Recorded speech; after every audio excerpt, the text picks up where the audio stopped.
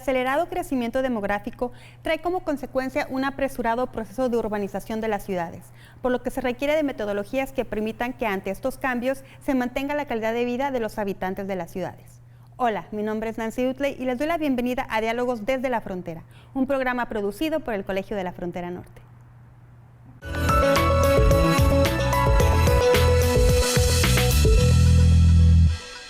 El día de hoy nos acompaña de nueva cuenta la doctora Lourdes Romo Aguilar, adscrita al Departamento de Estudios Urbanos y de Medio Ambiente, desenvolviéndose en la sede de Ciudad Juárez del Colegio de la Frontera Norte, quien participó en el programa de Ciudades Emergentes y Sostenibles en Hermosillo, Sonora, Coatzacoalcos, Veracruz y La Salina Cruz, Oaxaca.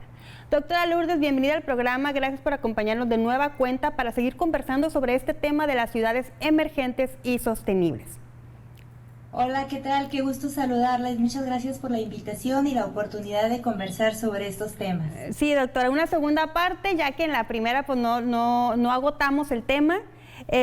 Doctora, habíamos comentado que usted ha participado en los planes de acción de ciudades emergentes y sustentables. En el caso de México, se ha hecho en 8 ciudades, de las cuales usted ha participado en 3, que es Hermosillo, Veracruz y en La Salina Cruz, Oaxaca. Para recapitular, para quienes no recuerden el programa anterior, ¿qué es una ciudad emergente y sustentable y por qué es importante la realización de estos proyectos? Claro que sí, recordemos ahí un poco de lo que habíamos conversado, haciendo énfasis que esta definición de ciudad emergente y sostenible es la que maneja el Banco Interamericano de Desarrollo dentro de su programa de ciudades emergentes y sostenibles. Este programa del BID, del Banco Interamericano de Desarrollo, promueve una metodología para desarrollar estrategias urbanas planificadas, integrales y multisectoriales. Se supone que el objetivo de esto es brindar mejoras para un futuro sostenible, resiliente e inclusivo para las ciudades de todas estas regiones que ellos analizan y abordan. En sí, este programa de ciudades emergentes y sostenibles define como tal aquella ciudad que tiene un crecimiento demográfico entre 100,000 y 2 millones de habitantes y ha tenido un crecimiento económico por arriba del promedio nacional durante 5 años. Ello supone que es una ciudad que tiene elementos competitivos y de ventaja donde se puede aplicar este tipo de intervenciones urbanas. Claro, y este tipo de programas y de proyectos que ustedes realizan, pues tiene como principal objetivo que la calidad de vida de los habitantes de estas ciudades pues se dé de la mejor manera, ¿no? Háblenos, doctora, perdón, la interrumpí. Sí, adelante. Okay. Nos había comentado que esta metodología tiene 2 etapas, una de diagnóstico y otra de ejecución. Específicamente, el proyecto en los que usted ha participado, la participación del COLEF, es en la parte de diagnóstico, que es por medio de indicadores que van marcando como un semáforo, ¿no? Marcando rojo si hay un faltante, verde, amarillo. En 3 ejes, el urbano, el ambiental y el fiscal. ¿Cuáles han sido las principales problemáticas que ustedes han identificado en estas ciudades a través de esta semaforización? Sabemos que los indicadores son muchísimos, pero si nos pudiera como destacar los más comunes o los más importantes en este tipo de ciudades. Sí, claro que sí. Bueno, en general, en todas las ciudades en Latinoamérica y en las ciudades en nuestro país, en México, hay temas en el ámbito urbano ambiental, en el tema fiscal y de gobernabilidad, y que son recurrentes. Se presentan con diferentes caras o en diferentes niveles, pero son recurrentes. Un tema fundamental que siempre vamos a enfrentar relacionado con el cambio climático, con el cambio global, es el tema del agua. En cuanto a la demanda, la dotación y la calidad de este recurso. Este es un tema, lamentablemente es un problema transversal a todas las ciudades. Por el rápido crecimiento demográfico que experimentan nuestras ciudades, la demanda del recurso cada vez es más alta, es mucho mayor, y sin embargo las estrategias para resolver los temas de dotación, de equipamiento, de cantidad, de calidad del agua, pues no logran alcanzar los niveles de demanda que ocurren en estas ciudades. Entonces, un problema recurrente a los que se enfrenta este tipo de planes en el ámbito ámbito ambiental es este. En cuanto al tema urbano, un problema también constante en todas las ciudades, insisto, a diferentes niveles y con problemáticas muy específicas, pero un tema también constante es el tema de infraestructura. Infraestructura en cuanto a mejorar las condiciones urbanas de diseño y estructura urbana de cada ciudad. La infraestructura no se distribuye de manera equilibrada o homogénea en las ciudades. Aquí encontramos retos muy importantes en cuanto a la dotación, en cuanto a la distribución, en cuanto a la calidad de la infraestructura, ¿no? La manera en que está integrado esto permite observar niveles de desigualdad al interior de las ciudades, de inequidad, donde no se tiene una distribución homogénea, ¿no? Y en el ámbito fiscal y de gobernabilidad también se enfrenta a otro reto importante, ¿no? En el fiscal es que los gobiernos tengan los recursos para enfrentar estos retos, para resolver de manera coordinada con otros niveles de gobierno estos retos, que tengan la suficiencia presupuestal para hacer frente a lo que les corresponde hacer, porque tienen ámbitos de competencia muy específicas. Y en el tema de gobernabilidad es que, aunque sí se han hecho esfuerzos importantes en cuanto a crear las figuras y los mecanismos de participación ciudadana en estos ámbitos de planeación, no son todavía suficientes y no están completos estos esquemas de gobernabilidad para la participación ciudadana. Por un lado, normativamente, aparecen estas figuras, muchas de ellas muy consistentes, muy claras los mecanismos en que operan y cómo trabajan, pero todavía no se logra incorporar de manera efectiva la aplicación de estas figuras y lo que resulta de los ejercicios de participación ciudadana en los instrumentos de planeación como tal. Esos considero que son los principales problemas transversales que enfrentan nuestras ciudades, en México particularmente. Sí, gracias, doctora. Antes de irnos a un corte, está usted hablando justamente que para implementar, cuando detectan estos problemas que surgen cuestiones de desigualdad, estos elementos de desigualdad son integrados también al plan. Sí, se supone que se identifican, no se supone, se identifican también en el diagnóstico diferentes variables de estos elementos, y las estrategias o proyectos estratégicos que derivan de ellos van encaminados a eso, a tener una ciudad sostenible, pero en todos los ámbitos, no solamente en la parte urbano-ambiental, sino de fiscal y gobernabilidad, y en la parte en general urbana. Muchas gracias, doctora. Vamos a ir a un corte y regresamos. Seguimos conversando con la doctora Lourdes Romo sobre ciudades sostenibles en Diálogos desde la Frontera.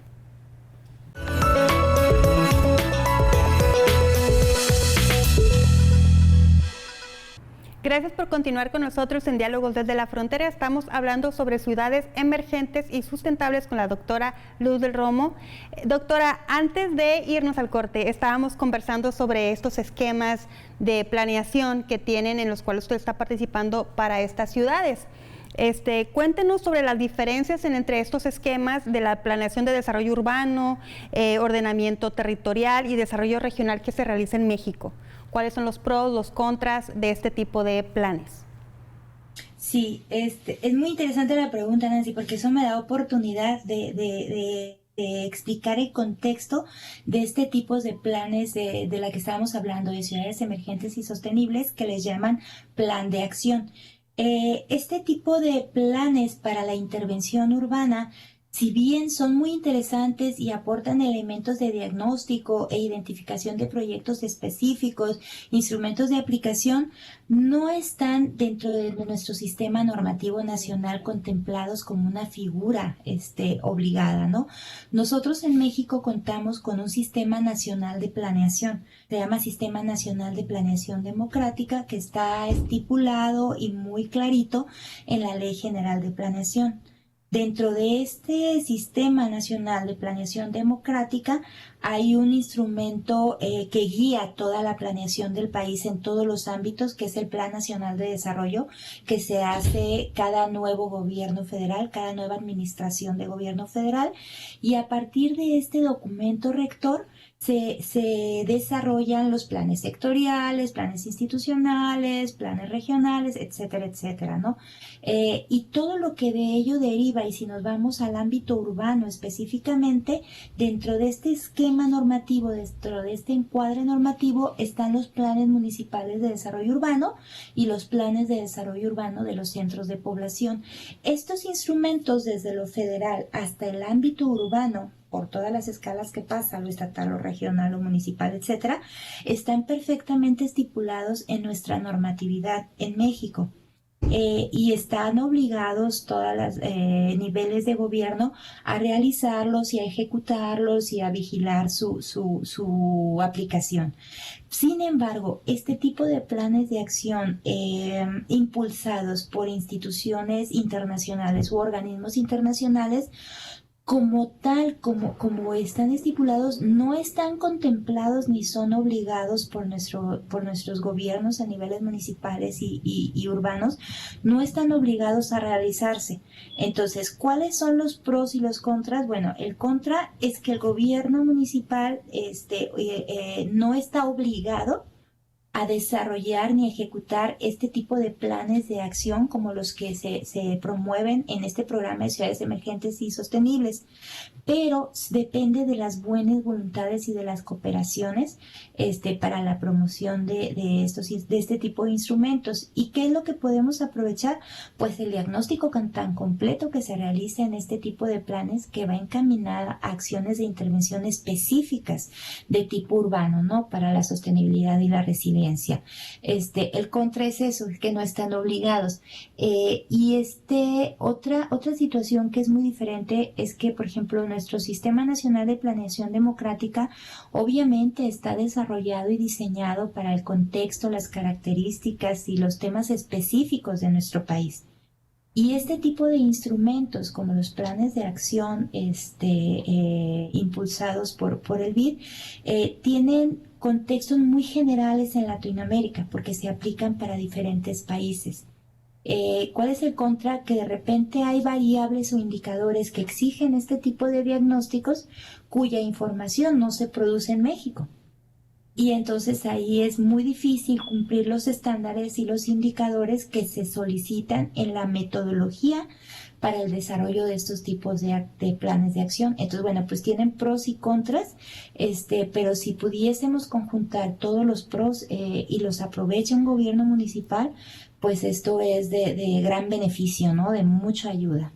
Doctora, ¿y de quién depende de que se de que se ejecuten estos planes? Si dice que no están obligados, o sea, ¿qué podría ocasionar de que digan, pues no lo podemos ejecutar, o de quién depende? Porque supongo que esto le conviene a todos los sectores de una ciudad, ¿no? Desde el sector turístico, el sector social, les conviene porque pues es una mejor calidad de vida y también pues es una manera de producir. Sí, pues depende de los gobiernos. O sea, en este caso, como es a nivel de ciudad, depende del gobierno municipal en aquel municipio donde se ubique esta ciudad del plan emergente y sostenible. El asunto es que, como en cualquier tema de planeación, no solo para estos planes, nos enfrentamos con el problema de los cambios administrativos. Entonces, si este plan de acción, por ejemplo, se desarrolla en el tercer año, en el último año de una administración municipal, difícilmente esperaríamos que se ejecutara en el siguiente periodo administrativo a nivel municipal, ¿no? Porque lo que generalmente ocurre, habrá sus excepciones, pero lo que generalmente ocurre es que entra un gobierno municipal nuevo y borra todo, ¿no? Como si todo lo que se hubiera hecho y se hubiera avanzado no sirviera, y no revisa qué es lo que se puede retomar, qué se debe seguir operando, y entonces hacen nuevos planes. De hecho, los planes de desarrollo urbano de los centros de población se tienen que estar actualizando cada 3 años aproximadamente. Hay otra desventaja, es que este tipo de planes de acción para ciudades urbanas y resilientes no tiene muy instrumentada o organizada la parte de la participación ciudadana. En cambio, los instrumentos de planeación en nuestro país tienen un mucho mayor avance. Particularmente yo que he desarrollado y elaborado planes de desarrollo regional, planes de ordenamiento ecológico y territorial, atlas de riesgo, planes de desarrollo urbano municipal, o sea, diferentes planes, he tenido la oportunidad de liderarlos y ser la responsable de estos planes. Observo que los mecanismos de participación ciudadana y de incorporación de los resultados de esa participación son más sólidos en nuestro Sistema Nacional de Planeación que en ejercicios de este tipo como los planes de acción de ciudades resilientes y sostenibles. Gracias, doctora. Tenemos que ir a un corte. Regresando, seguimos conversando sobre ciudades emergentes y sostenibles con la doctora Lourdes Romo.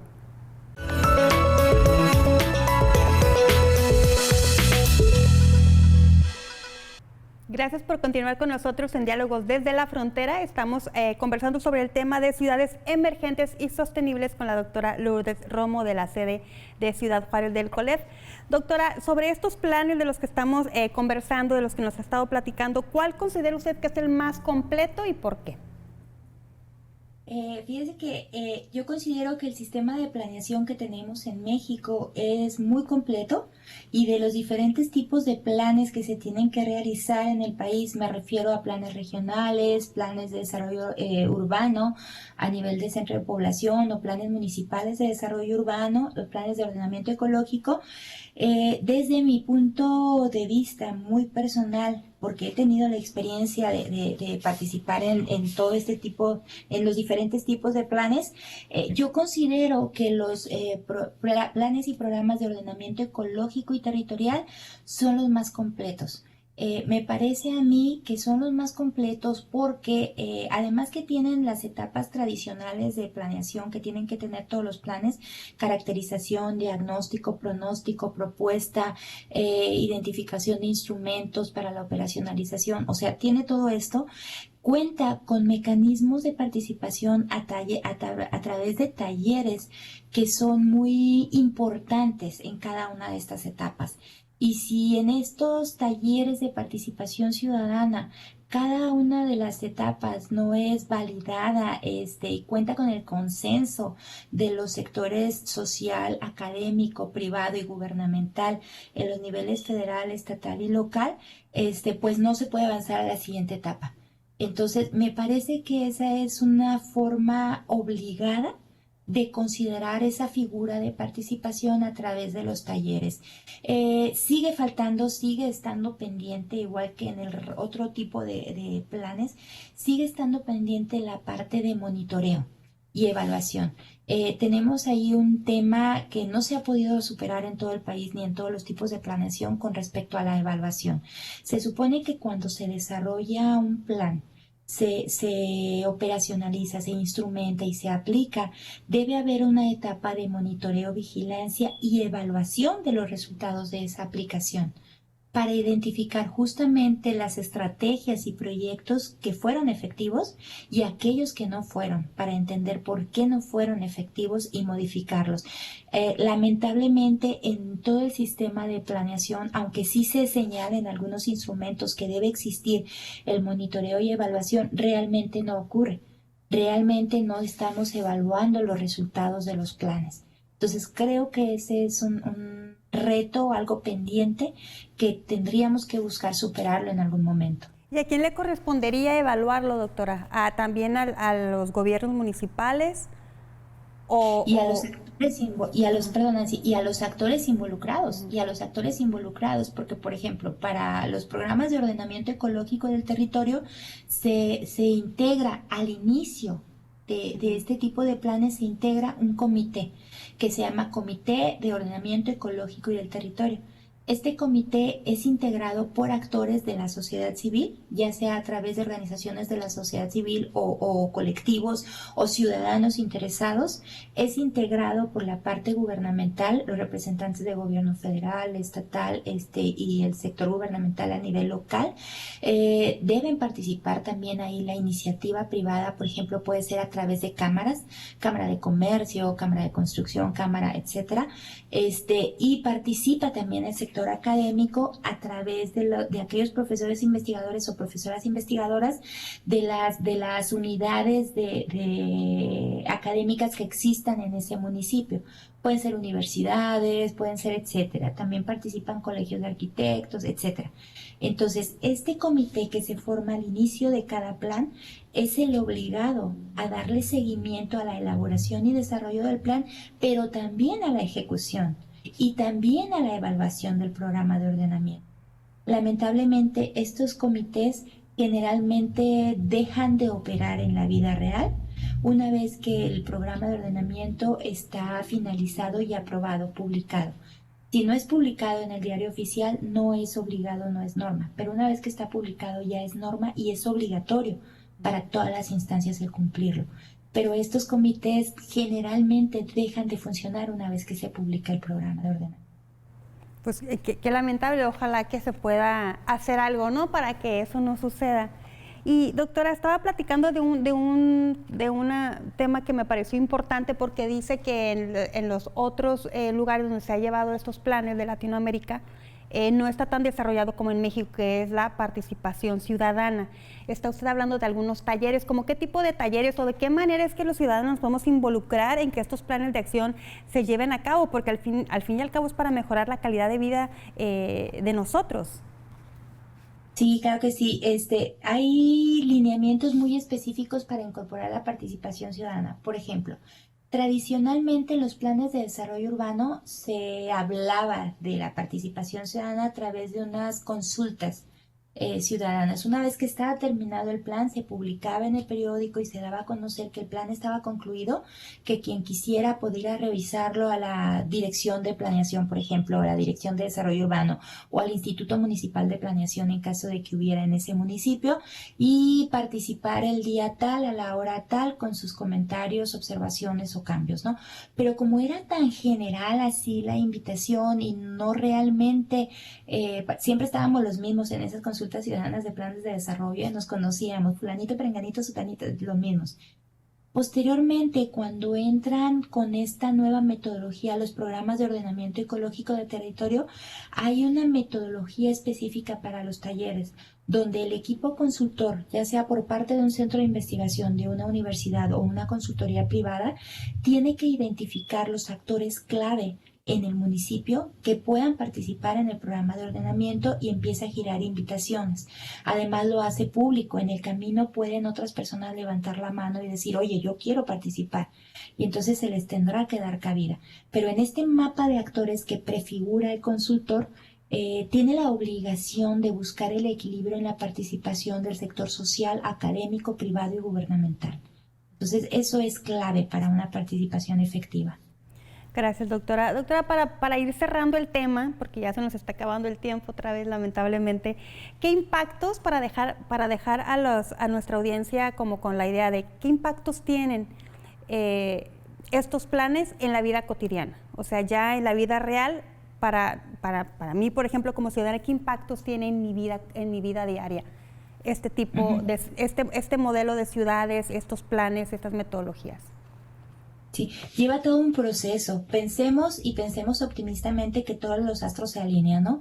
Y que hemos logrado la elaboración de un plan de desarrollo, ya sea urbano a nivel municipal, regional, etcétera, de cualquier escala, ¿no? Que hemos logrado el desarrollo y elaboración de un buen plan, que cuenta con un buen diagnóstico y que cuenta con una participación efectiva, que es publicado y se convierte en norma, y que está al inicio de cada administración y que la administración se compromete a ejecutarlo y a aplicarlo. Los beneficios son en todos los ámbitos, porque lo primero que se ejecuta son proyectos estratégicos a los principales problemas urbanos. Supongamos que en la ciudad el principal problema urbano son las inundaciones por falta de infraestructura pluvial. Un proyecto estratégico es implementar esa infraestructura pluvial. Otro proyecto estratégico identificado podría ser la creación de una red de áreas verdes en toda la ciudad. Este tipo de proyectos tienen beneficio social, ambiental, cultural, etcétera, etcétera, etcétera. Y yo como ciudadano, parte de ese lugar, de ese entorno, me vería beneficiado en todos esos ámbitos con la ejecución de proyectos estratégicos. Muchísimas gracias, doctora. Ahora sí se nos acabó el tiempo. Les agradecemos habernos acompañado en Diálogos de la Frontera y gracias a usted, doctora Lourdes Romo, por habernos acompañado de nueva cuenta a hablar sobre este tema. Muchísimas gracias. Muchísimas gracias. Gracias.